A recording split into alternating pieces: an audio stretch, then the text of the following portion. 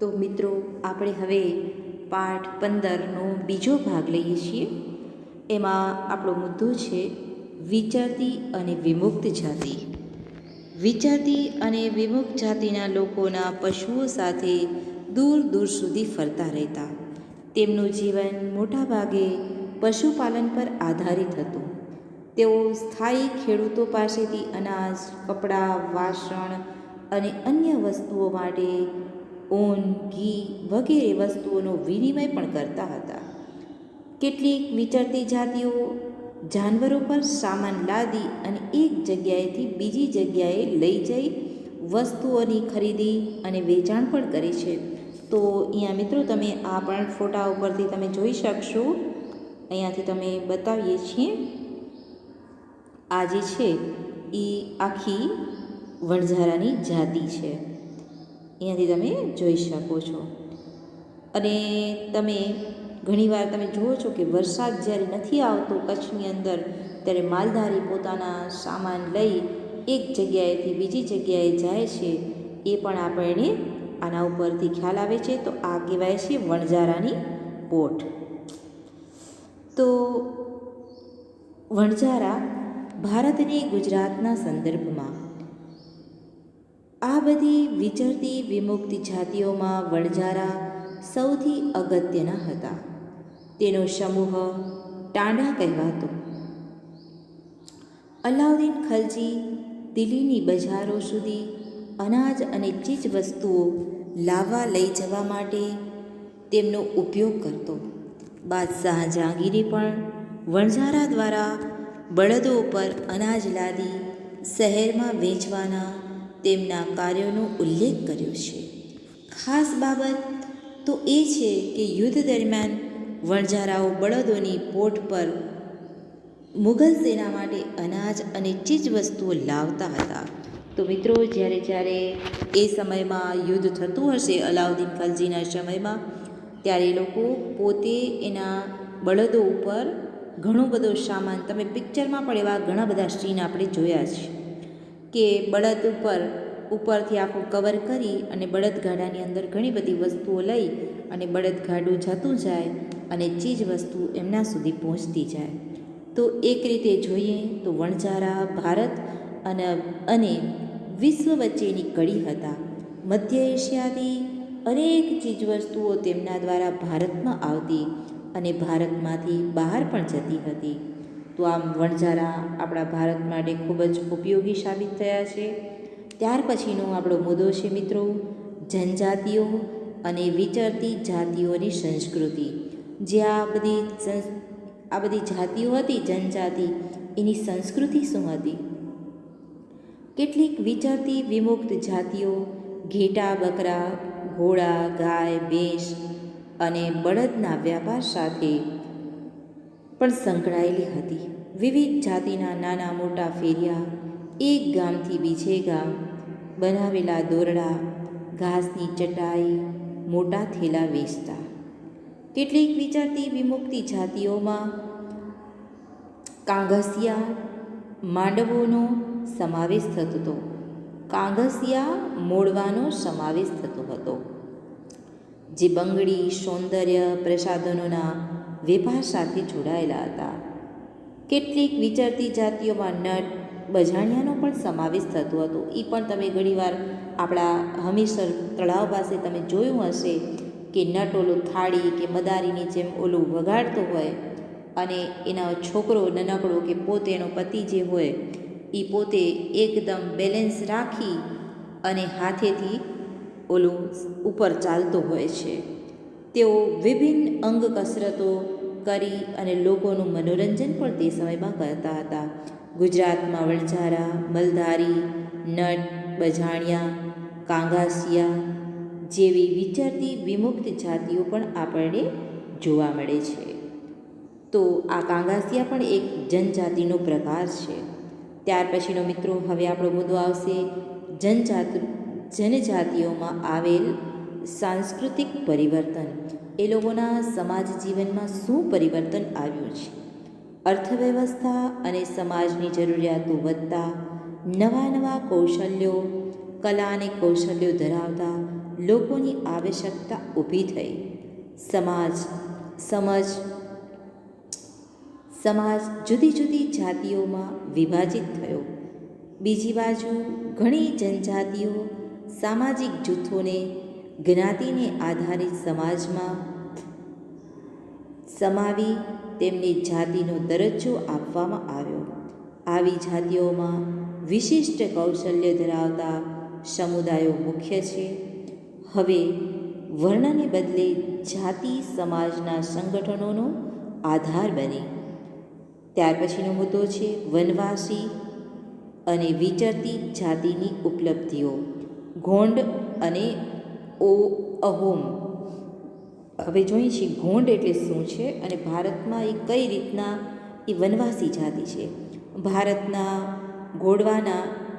ગોંડવાના નામના વિશાળ વન પ્રદેશમાં રહેનારી પ્રજા ગોંડ તરીકે ઓળખાય છે. તો પેલો જ તમને આ પ્રશ્ન પૂછાય કે ગોંડ કઈ રીતે ઓળખાય છે?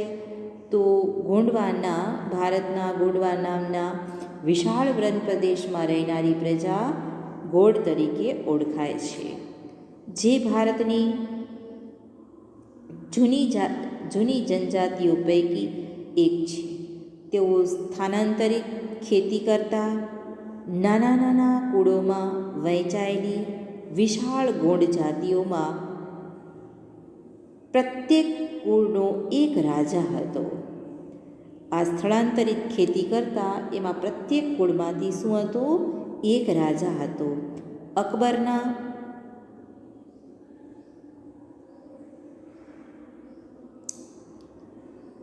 વિશાળ ગોંડ જાતિમાં અકબરનામામાં નોંધાયું હતું કે ગઢકંઠાના ગોંડ રાજ્યમાં 70,000 જેટલા ગામડાઓનો સમાવેશ થાય છે. હવે અહીંયા આપણે જો જોઈએ છીએ કે આટલું જાણો, એમાં છે સ્થળાંતરિત ખેતી એટલે શું? અથવા એ પણ પ્રશ્ન પૂછાય કે ઝૂમ ખેતી એટલે શું?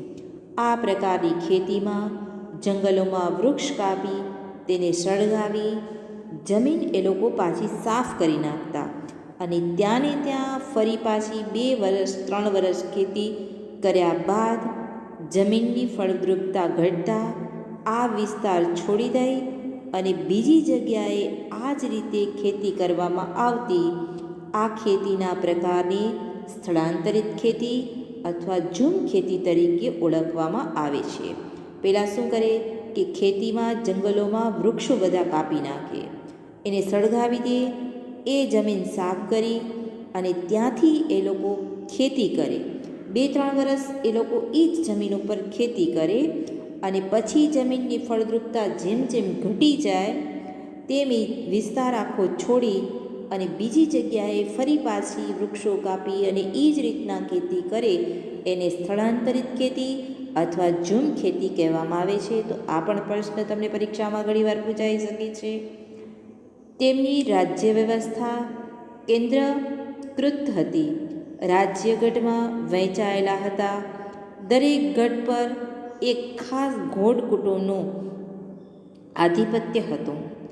દરેક ગઢ 84 ગામોના એક એકમમાં વહેંચાયેલો હતો, જેને 84 તરીકે ઓળખતા. દરેક વેપારી દરેક 84 ગામના એક પેટા એકમ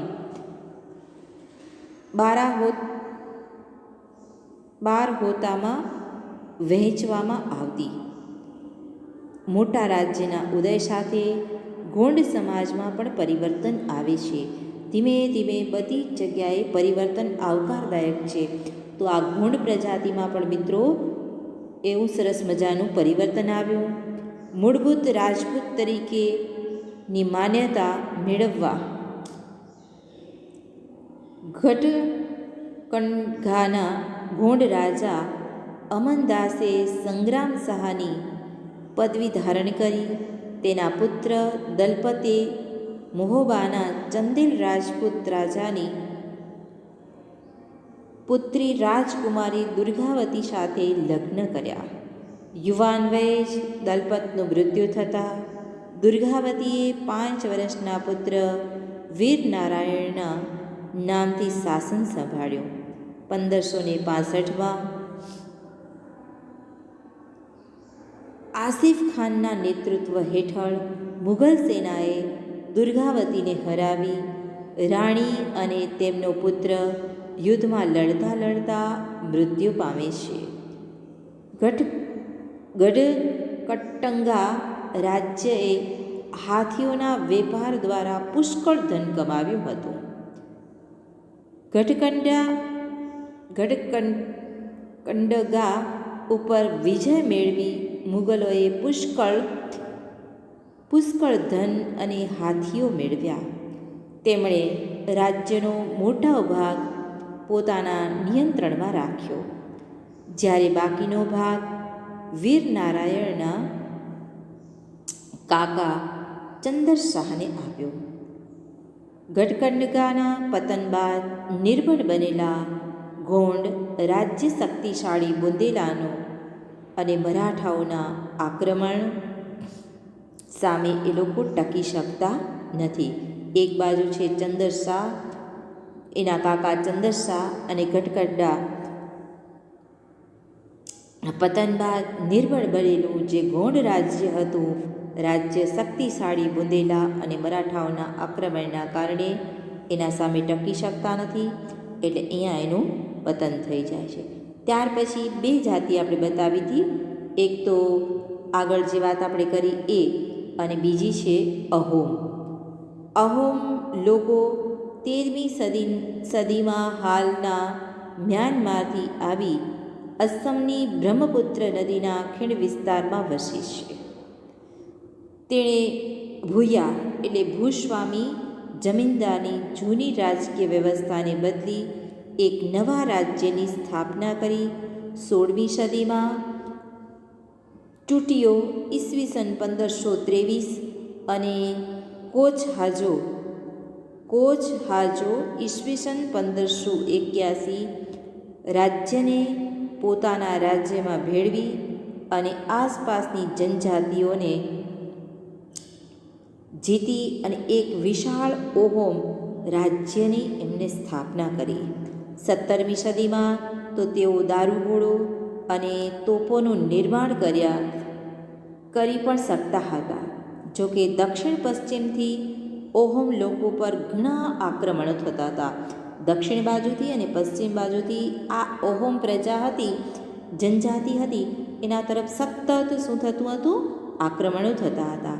ઈસવીસન 1662માં મીર જુમલાના નેતૃત્વ હેઠળની મુઘલ સેના સામે બહાદુરીથી લડવા છતાં તેઓ શું થાય છે? હારી જાય છે, ઓહોમ જાતિ. પરંતુ એ વિસ્તાર પર મુઘલોનું પ્રત્યક્ષ પ્રભુત્વ લાંબા સમય સુધી ટકી શક્યો નહીં. હવે આગળ આપણે જઈએ. ઓહોમ રાજ્ય બળજબરીપૂર્વકના શ્રમ પર આધારિત હતું. એ લોકો શ્રમમાં ખૂબ માનતા હતા. જે લોકો પાસે રાજ્ય માટે બળજબરીથી કામ કરાવતું તે પાઇક કહેવાતા હતા. જે બળજબરીથી કામ કરાવતું હતું એને શું કહેતા હતા? તો કે પાઇક કહેતા હતા. દરેક ગામમાંથી પાઇક કહેતા હતા. દરેક ગામથી નિશ્ચિત કરવામાં આવેલ સંખ્યામાં પાઇક મોકલવાના રહેતા હતા. વસ્તી ગણતરીના આધારે વધુ વસ્તી ધરાવતા વિસ્તારોમાંથી ઓછી વસ્તીવાળા વિસ્તારોમાં લોકોને ખસેડવાથી ઓહોમ કુળ તૂટી ગયા. 17મી સદીના પ્રથમ દશકમાં વહીવટી વ્યવસ્થા કેન્દ્રીકૃત બની. વર્તમાન કાયદાઓ અને જોગવાઈઓ અનુસાર કોઈ વ્યક્તિ પાસે બળજબરીપૂર્વક કામ કરાવવું એ ગુનો ગણાતો હતો. અત્યારે પણ આપણા પાસે એ ગુનો જ છે કે બાળમજૂરી કરાવી એ શું હતું? ગુનો છે.